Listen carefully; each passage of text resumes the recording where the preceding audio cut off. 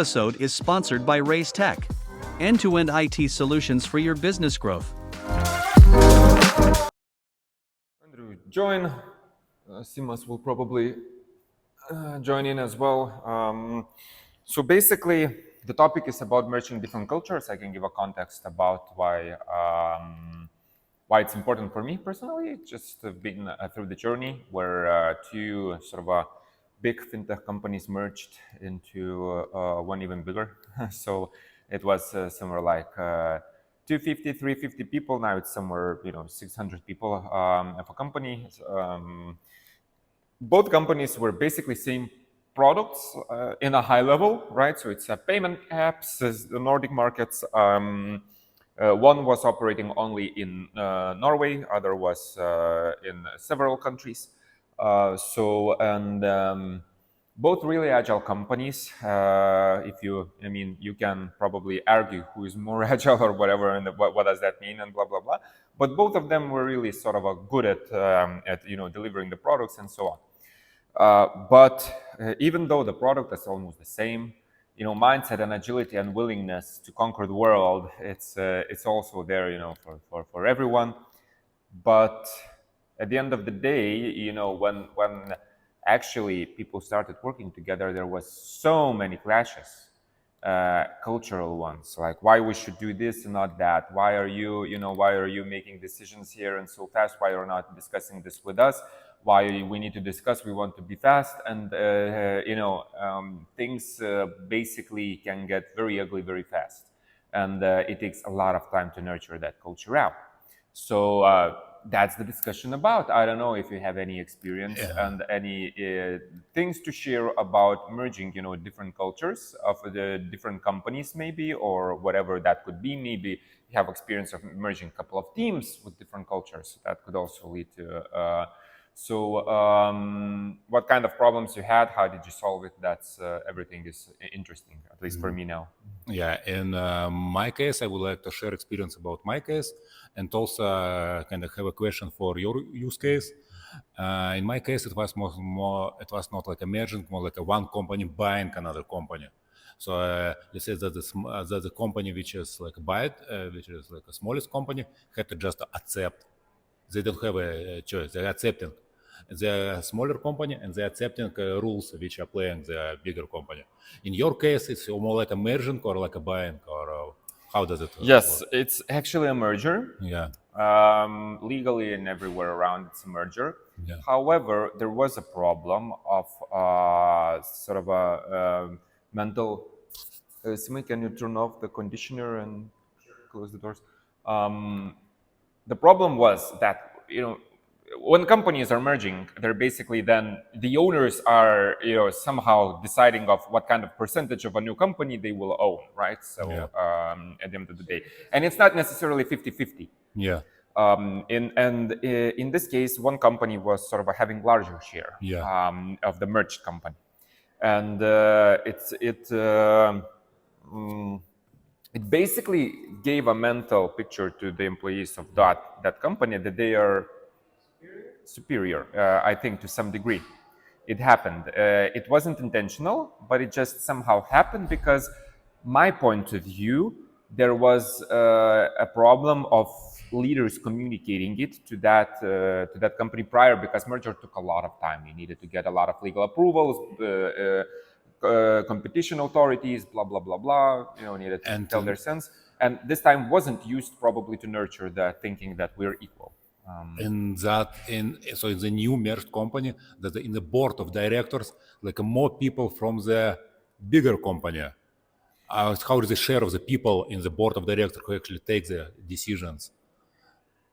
Here, I don't want to confuse you. I've heard that decision power-wise, that was decided to be 50-50. Yeah. Just the share-wise, it was different. But I might also mislead you because I wasn't there I wasn't negotiating the terms. I don't know the details to full extent. So I just, from what I heard. What I'm thinking about, where it comes from. If it comes from top to down, this may be programmed in the organizational structure. Or it comes from the bottom to top, engineers not able, let's say, to talk to each other. I kind of hard to believe it. All engineers kind of okay to talk to each other. It's from my point of view, it's somewhere in the organizational structure about the decision power. Any opinions? Well, I, I would not say that engineers would easily communicate, because again, when we talk about different cultures, there are differences, and there are differences which actually makes work harder for both sides. And it's not even on the top that, oh, who got more share or more members of the boards. It's a bit different side, like from the culture. There are people which take times for taking decision. Others like doing fast. Others likes to invest more into, I don't know, whatever the going through the data. Others like to just jump on something, and it's just how they work for a long time. And this again, it's I would say it can be interpreted in many different ways, because the different cultures even could be from and I was developer, from the development perspective, from the smallest thing, that there are still different ways of how you code, and it's still a culture of coding culture, and it can be causing a problems in the longer term. So these things are actually really, really important. And when you're merging companies, and this again you mentioned about the companies, there can be again difference on the low level code culture, just personal as a different culture, as a uh, yeah. Yeah. Let's forget about the organizational structure issues and let's go to teams and the cultural difference. Let's say in my experience, we got a site with the developers in Asia, and in Asia it's really different, the culture of everything. Yeah. Yeah, and then in our company actually did a good job of making them feeling that they are the same, that they are the same. They got everything like better and in the same benefits like we have here in Europe. They got a new computer, office was completely renovated. They got all the new equipment, and then they got that. Yes, it's changed. Like we are part of one group, but still in the and now we collaborate really well. Yeah, but then the cultural difference which comes more like not from company merging, but from the side and nation cultures, then they still exist. But actually, yeah, I think it was sorted out, in a good way. Yeah. And I like that you mentioned this, that there was differences regarding not maybe on the culture, but the setup of how they work, or what benefits they could have even in the office. Because that's what I saw from previous my experience, that there was the company which actually worked a bit longer. They had older equipment, older buildings, and stuff like that. And the newer company have more fancy startup things, in which those are different. Ones can play even table football, and others doesn't have anything. It's like a fabric. That's all. So to even help to distinguish that side really help. At the same time, what I think we didn't mention, but what I really love that the company did, they actually created the video, or just a guide how or to learn that different culture, just not to question still why they are doing this. Actually, that video helped to understand the culture, and what was like an answer why they're doing like this, because it's a cultural thing. They used to this from the beginning of their journey as humans, and then that actually helped. And that was after the session they could collaborate or try to discuss about the cultural differences, stuff like that, to learn about the different culture. What about identity? Was it like a new identity, or one company just took identity of another company? I mean, like things that are client facing, logo, brand, all those stuff, like company name and so on. Yeah, in our case, the corporate identity was new, changed to completely new one. Just the brands of products, they stayed as they were in the markets, because in those markets they were the strongest brand. I mean, we had strongest brands in Denmark and Norway, and it's not Lego or all those famous companies. Is the company that I work with, right? So it's just a huge brand. So that's why the brands wasn't changed. I mean, the product brands, but the internal branding and everything and naming were changed, sort of the corporate part. But as you just mentioned, you also had a case similar. So how do you? What's your experience? I'm very keen on finding out also. Yeah, in my case, why I mentioned the branding was one thing that helped was that people worked on a new product. I mentioned earlier that two totally different companies, they were acquired in different time by the third company. And eventually one product was sunset, the other product was rebranded, and those two teams, those two product teams, there's like multiple teams under that, uh, were merged. So having changed the identity helped, but then there's still some things that I'm still working through. For example, comparisons. One company was older and had some achievements that the other is still striving for, and the new product is more in the domain of that other company. So then, throughout the conversations, sometimes someone says something and someone jumps in and says, well, we already did it in previous product that we built.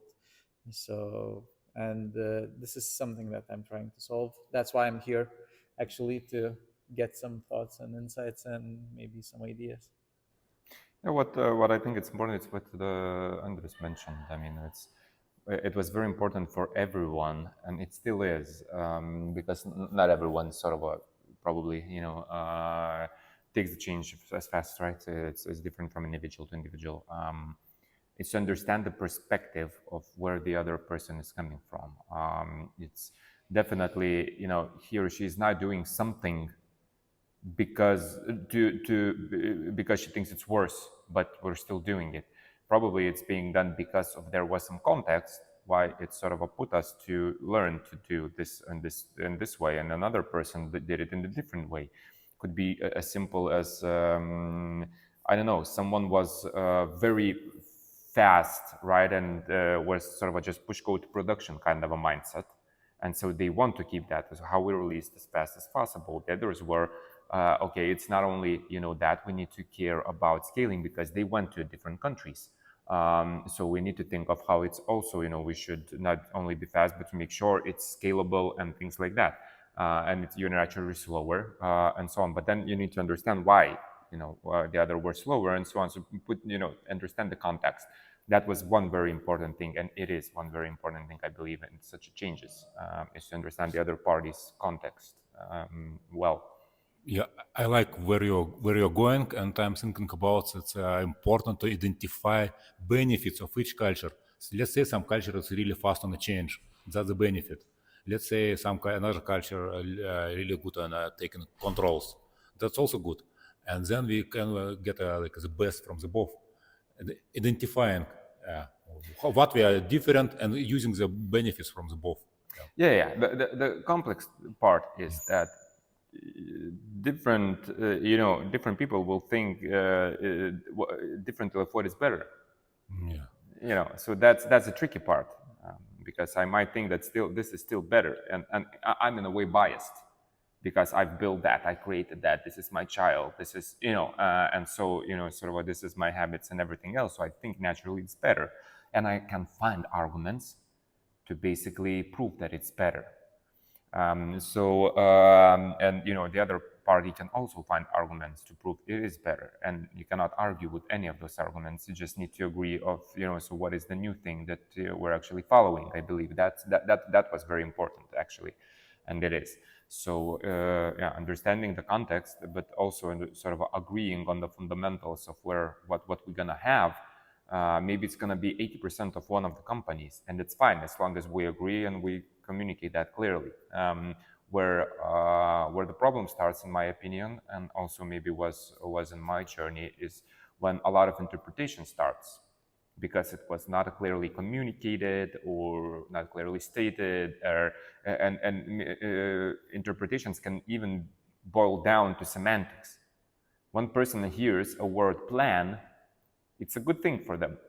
Another person hears the word plan, it's bad. I mean, why I need to have plans? I mean, we're agile, we need to adjust.